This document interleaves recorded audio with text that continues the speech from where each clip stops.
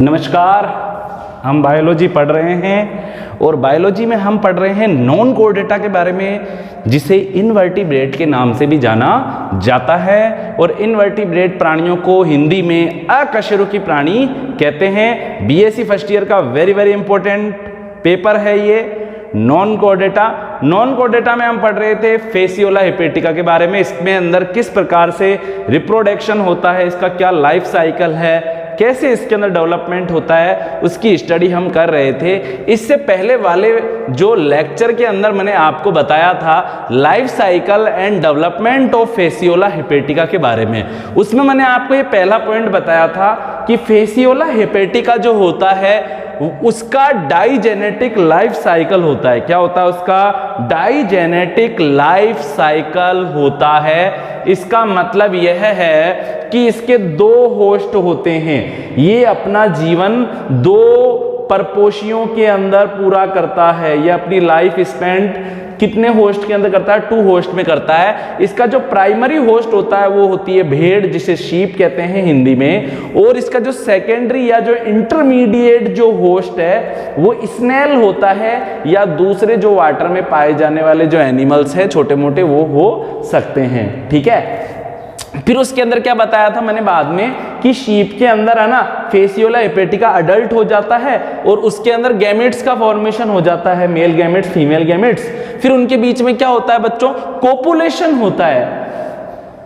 Mail और female reproductive organ के बीच में कोपुलेशन, मैथुन की क्रिया द्वारा फर्टिलाइजेशन हो जाता है और फर्टिलाइजेशन से कैप्सूल का फॉर्मेशन हो जाता है।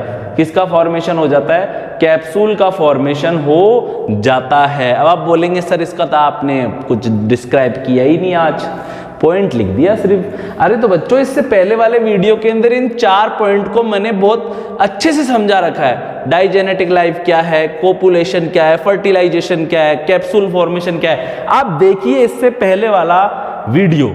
ठीक है। अब आज हम क्या पढ़ रहे हैं? कैप्सूल का फॉर्मेशन हो गया तो अब कैप्सूल को भी तो समझना पड़ेगा ना, कैप्सूल क्या होता है। देखिए शेल्ड एग को ही कैप्सूल कहते हैं। जब अंडे के चारों तरफ शेल्ड बन जाता है, कवच बन जाता है, तो इसे ही क्या बोलते हैं? इसे ही कैप्सूल कहते हैं। इसे ही क्या बोलते हैं? कैप्सूल कहते हैं। ओवल शेप्ड व येलो एंड ब्राउन कलर के होते हैं। ये जो कैप्सूल्ड जो एग है ना, जिस एग के चारों तरफ कैप्सूल बना हुआ है, ये कैसे होते हैं बच्चों? अंडाकार होते हैं। ओवल शेप होते हैं मतलब अंडाकार होते हैं और पीले और भूरे कलर के होते हैं, येलो और ब्राउन कलर के होते हैं। कैप्सूल के ऊपर की तरफ ओपरकुलम पाया जाता है। यहां पर देखिए मैंने कुछ लिखा हुआ है A, B, C and D। ये कुछ मैंने 4 डायग्राम बनाए हैं यहां पर लगभग। आप पहले नंबर पे डायग्राम को देखिए। ये यहां पर ये आपको जो येलो कलर का दिखाई दे रहा है ये क्या है? फर्टिलाइज्ड एग है। और फर्टिलाइज्ड एग को बच्चों जायगोट कहते हैं। क्या कहते हैं इसे? जायगोट कहते हैं। जायगोट के चारों तरफ कौन चिपक गई आकर? योल्क सेल चिपक गई। कौन चिपक गई? योल्क सेल चिपक चुकी है। इन सेल्स का नाम क्या है बच्चों? योल्क सेल है। क्या है? Yolk cell. पीतक कोशिकाएं इसको घेर लेती है, चारों तरफ से इसके चारों तरफ चिपक जाती है। ठीक है। और चारों तरफ क्या बन जाता है? एक कैप्सूल सा बन जाता है। देखो ये 2 परत दिख रही है आपको, इसके ऊपर डबल लेयर दिख रही होगी। इसने इस फर्टिलाइज्ड एग या जायगोट के चारों तरफ क्या बना दिया? कैप्सूल बना दिया। इसके ऊपर की तरफ आप देखिए, आपको एक ढक्कन जैसा दिखाई दे रहा होगा जिसे ओपरकुलम कहते हैं। क्या कहते हैं? जिसे ओपरकुलम कहते हैं। प्रत्येक फ्लूक 10 ईयर की अवधि में 5 लाख एग उत्पन्न करे तो एक संक्रमित भेड़ में 1000 लाख फर्टिलाइज्ड एग बन जाते हैं। यहां पर हम क्या कह रहे हैं?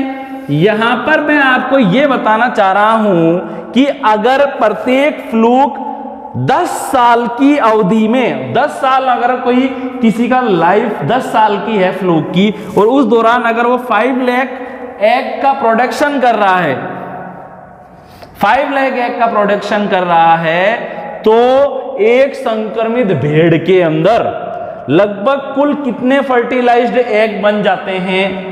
1000 लाख, बहुत ज्यादा होता है। 1 लाख को आप 1000 से गुणा करो,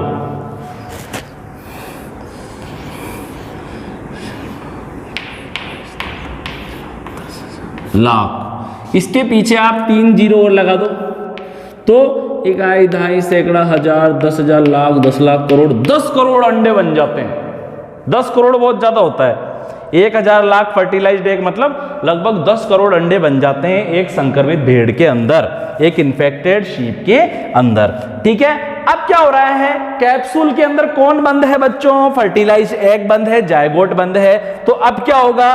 क्लीवेज एंड एम्ब्रियोनिक डेवलपमेंट होगा, विदलन होगा और भ्रूणीय परिवर्धन होगा। तो देखिए आप ध्यानपूर्वक, यूटेरस में एग में क्लीवेज स्टार्ट हो जाता है। ये होलोब्लास्टिक अनइक्वल टाइप का होता है।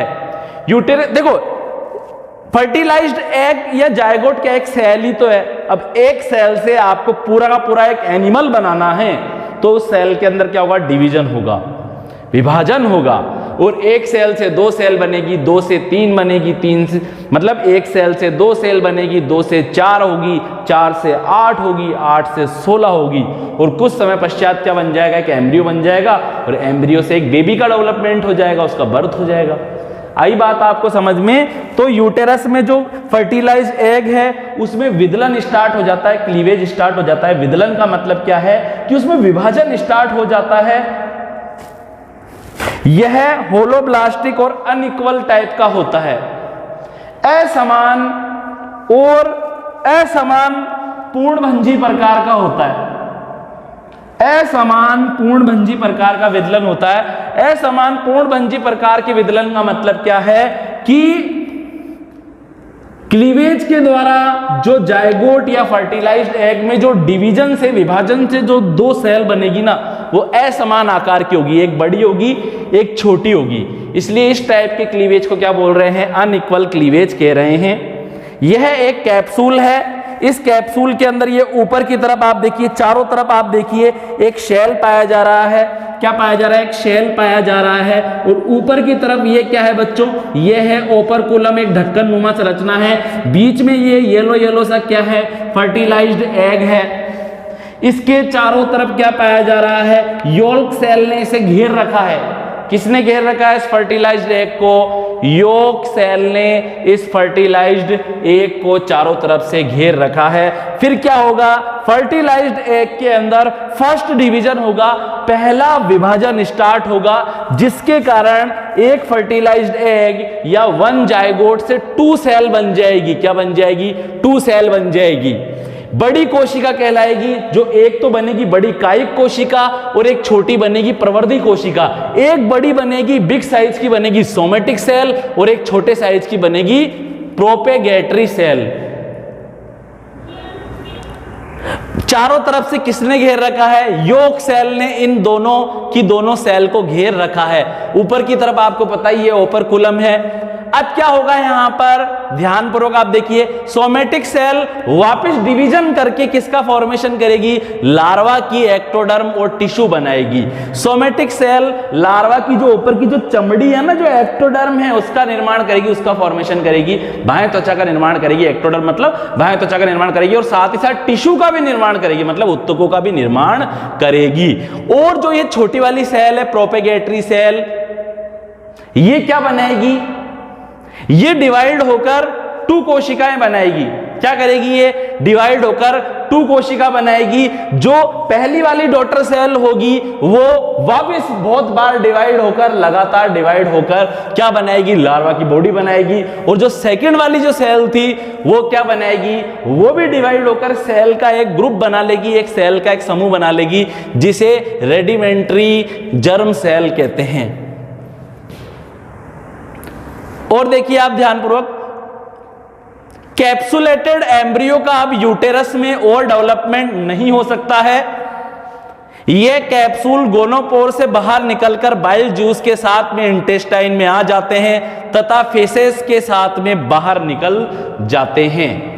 सबसे पहले क्या है? कैप्सूल के अंदर पाया जा रहा है फर्टिलाइज्ड एग। इसमें हुआ क्लीवेज स्टार्ट, क्लीवेज से 2 सेल बन गई, somatic cell, propagatory cell, somatic cell से लार्वा की एक्टोडर्म और टिश्यू बन गई, डिवीजन से सोमेटिक सेल में डिवीजन हुआ तो बहुत सारी सेलों का ग्रुप बन गया ना, तो सेलों के ग्रुप से या उस गुच्छे से, उस समूह से लार्वा की एक्टोडर्म और टिश्यू बन जाएगी। और जो ये प्रोपेगेटरी सेल है इसमें डिवीजन से 2 सेल बनेगी, तो जो पहली वाली जो डॉटर सेल होगी वो बार बार डिवाइड होकर क्या बनाएगी, लार्वा की बॉडी बनाएगी, और जो सेकंड वाली जो सेल है वो बार बार डिवाइड होकर एक सेल का एक गुच्छा सा बना लेगी, एक ग्रुप बना लेगी, जिसे रडिमेंट्री जर्म सेल कहते हैं। ठीक है, यहां पर आप देखिए ध्यानपूर्वक, ये प्रोपेगेटरी सेल ने डिवाइड होकर क्या बना लिया, एम्ब्रियो बना लिया। 3rd नंबर के सी नंबर के डायग्राम में आप देखिए एम्ब्रियो बन गया। चारों तरफ देखो जो योग जो था वो अवशेष के रूप में रह गया। ठीक है, देखो ये योग चिपका हुआ है चारों तरफ, ये बीच में एम्ब्रियो है। फिर कुछ समय पश्चात क्या होगा, ये वापस योग है, ऐसा का ऐसा योग है, ये एम्ब्रियो लार्वा में कन्वर्ट हो जाएगा। लार्वा का आगे वाला भाग पेपिला कहलाता है। इस लार्वा की पूरी बॉडी के ऊपर आपको छोटे छोटे सीलिया दिखाई देंगे, जैसे पैरामीशियम की बॉडी के ऊपर पाए जाते हैं। और इसके अंदर ब्रेन का भी डेवलपमेंट हो चुका है, इसके अंदर आई का भी डेवलपमेंट हो चुका है, इसके अंदर प्रोटोनेफ्रिडियम का भी डेवलपमेंट हो चुका है। जिस प्रकार से हमारे अंदर किडनी पाई जाती है उसी प्रकार से इनमें नेफ्रिडिया पाए जाते हैं, प्रोटोनेफ्रिडियम इनके अंदर पाए जाते हैं। और मैंने आपको बताया था प्रोपेगेटरी सेल के डिवीजन से 2 टाइप की सेल बन रही है। पहले सेल के डिवीजन से, बहुत बार डिवीजन से लार्वा की बॉडी बनेगी, और सेकंड वाले सेल के डिवीजन से रेडिमेंट्री जर्म सेल का फॉर्मेशन होगा, और ये रेडिमेंट्री जर्म सेल लार्वा के पीछे वाले भाग के अंदर इकट्ठी हो जाती है, एकत्रित हो जाती है, ये रेडिमेंट्री जर्म सेल। फिर क्या होता है, इस कंडीशन के बाद में, इस अवस्था के बाद में लार्वा का और ज्यादा डेवलपमेंट यूटेरस में नहीं हो सकता है। जो कैप्सूल है और जो कैप्सूल के अंदर लार्वा बंद है उसका और ज्यादा डेवलपमेंट यूटेरस में नहीं हो सकता है, गर्भाशय में नहीं हो सकता है। तो क्या होता है, ये कैप्सूल और कैप्सूल में बंद लार्वा जो गोनोपोर है, जो जनन छिद्र है फेसियोला हिपेटिका का, उससे बाहर आ जाते हैं एनवायरनमेंट के अंदर। कहां जाते हैं, उससे बाहर आ जाते हैं एनवायरनमेंट के अंदर। और फिर आगे का डेवलपमेंट इस कैप्सूल के अंदर और इस लार्वा के अंदर जब ही होता है जब इसे फेवरेबल कंडीशन मिलती है, और फेवरेबल कंडीशन इसे मिलती है पानी के अंदर, या लगभग 60% का क्या रहनी चाहिए, नमी रहनी चाहिए। क्या रहनी चाहिए, नमी रहनी चाहिए। नमी को प्राप्त करते ही या गीले होते ही या पानी को एब्जॉर्व करते ही इनके अंदर आगे का डेवलपमेंट स्टार्ट हो जाता है। फिर उसके अंदर क्या होता है, विभिन्न प्रकार की लार्वा अवस्थाओं का निर्माण होता है। नेक्स्ट क्लास के अंदर मैं आपको बताऊंगा कि इसमें कौन कौन सी लार्वा अवस्थाएं बनती है। ठीक है, तो आई होप जो आज मैंने आपको बताया है वो आपको समझ में आ गया होगा। देखिए, मैं आपको जाते जाते कुछ इंपॉर्टेंट बात और यह बता रहा हूं कि वापस आप सुन लो। देखो, मेरा प्रयास है ये आपको अच्छे से अच्छा समझ में आए। देखिए, यह कैप्सूल है, कैप्सूल के अंदर फर्टिलाइज्ड एग बंद है। फर्टिलाइज्ड एग में क्लीवेज से 2 टाइप की सेल बन गई, बड़ी सोमेटिक सेल, छोटी प्रोपेगेटरी सेल। बड़ी सोमेटिक सेल लार्वा की क्या बनाएगी, एक्टोडर्म और टिश्यू बनाएगी, और छोटी जो प्रोपेगेटरी सेल है वो वापस डिवीजन होकर 2 सेल बना देगी। फर्स्ट वाली सेल में बहुत बार डिवीजन होने से लार्वा की बॉडी बन जाएगी, और सेकंड वाली सेल में भी बहुत बार डिवीजन होने से क्या बन जाएगी, रेडिमेंट्री जर्म सेल बन जाएगी।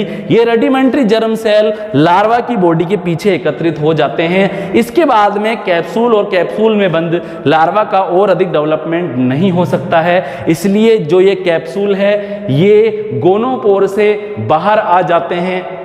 कहाँ जाते हैं, गोनोपोर से बाहर आ जाते हैं। और ये कैप्सूल जो बाइल जूस होता है, जो पित्त रस होता है, उसके साथ उस भेड़ की आंत में आ जाते हैं, इंटेस्टाइन में आ जाते हैं। और जब भेड़ अपने मल का उत्सर्जन करती है, फेसेस का एक्सक्रीशन करती है, अपनी मल का जब उत्सर्जन करती है, तो ये एग या जो ये कैप्सूल है ये उसके मल के साथ बाहर वातावरण में आ जाते हैं। और इनमें अगला डेवलपमेंट फिर जब ही हो पाता है इन कैप्सूल के अंदर, और लार्वा का फॉर्मेशन अंदर जब ही हो पाता है जब क्या मिले, एग को 60% की तो नमी मिले, या फिर क्या हो, वाटर मिल जाए डायरेक्टली।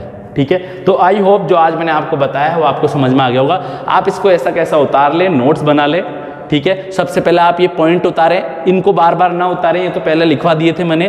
फिर ये 5वें नंबर का पॉइंट उतार लेवें आप, ठीक है, फिर डायग्राम बना लेवें और उसके बाद में ये सब कुछ आप लिख लें, ठीक है। तो सभी नोट्स बनाएं और रोज स्टडी करें।